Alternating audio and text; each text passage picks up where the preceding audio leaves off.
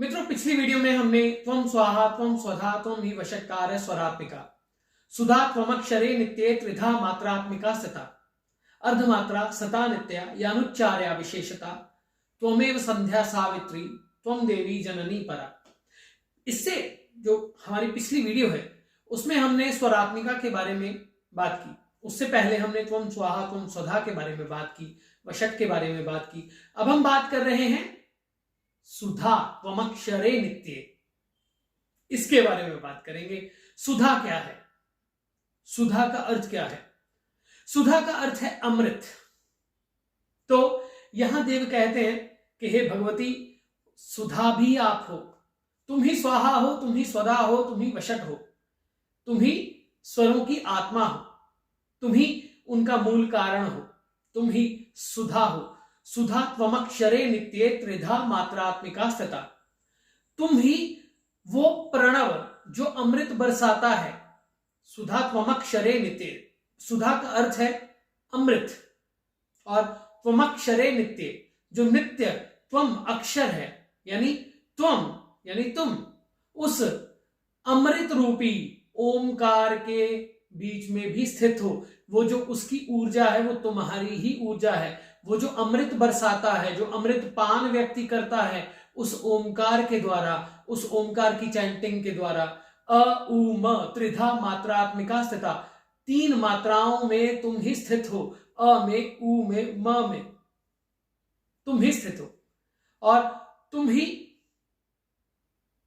वो अमृत हो, तुम ही वो अमृत रूपी वर्षा हो।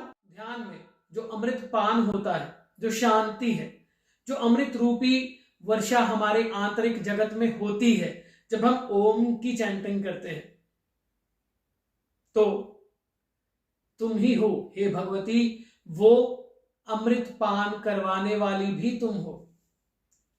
वो भगवती आपके मेरे अंदर हर वक्त व्याप्त है, आपके मेरे अंदर हर वक्त प्रेजेंट है।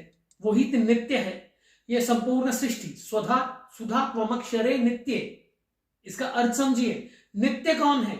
नित्य क्या होता है? नित्य का अर्थ है पूरे सृष्टि में हर पल एवरी माइन्यूट सेकेंड वो विराजमान है। आपकी हर डिस्ट्रक्शन में, आपकी हर कंस्ट्रक्शन में, आपकी हर क्रिएशन में, आपके जीवन में, आपकी मृत्यु में वो विराजमान है। तो वो जो साउंड है ओमकार की, स्वरात्मिका, उस स्वर की आत्मा भी तुम हो, उस स्वर की आत्मा भी तुम हो। हे भगवती, तुम ही सुधा हो, तुम ही अमृत हो, जो उस ओमकार के द्वारा हमें प्राप्त होता है। उस ओमकार की ध्वनि, उसकी एनर्जी, और उससे जो एनर्जी क्रिएट होती है और उसके पीछे जो एनर्जी है वो भी तुम ही हो। अर्धमात्रा स्थिता नित्या यानुच्चार्या विशेषता त्वमेव संध्या सावित्री त्वं देवी चननी पर। इसके बारे में हम थोड़ी सी एक आउटलाइन देते हैं कि अर्धमात्रा स्थिता नित्या यानुच्चार्या विशेषता। अब त्रिधा मात्रात्मिका स्थिता, तीनों मात्राओं में तुम ही स्थित हो, तुम ही नित्य हो। नित्य बन के उस ऊर्जा का प्रवाह तुम्हारा ही है, और जो अमृत पान उससे होता है वो भी तुम ही करवाती हो। हे मां, अर्धमात्रा क्या है? ओमकार को जब आप चैंट करते हैं तो अ उ म, ये तीन मात्राएं हैं, और चौथी एक और बचती है, उसको हम कहते हैं अमात्रा। जो ओमकार ध्यान करते हैं वो इसे जानते हैं।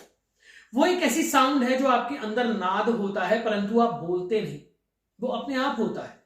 वो एक लेफ्ट ओवर वायु है जो आपके अंदर आपके सभी सेल्स को ट्रांसपोर्ट करती है, उस एनर्जी को। वो एक ऐसी एनर्जी है जो कि आपके अंदर, आपके बाहर के एनर्जी को सूट करती है, आपके ऑरा को क्लेंस करती है।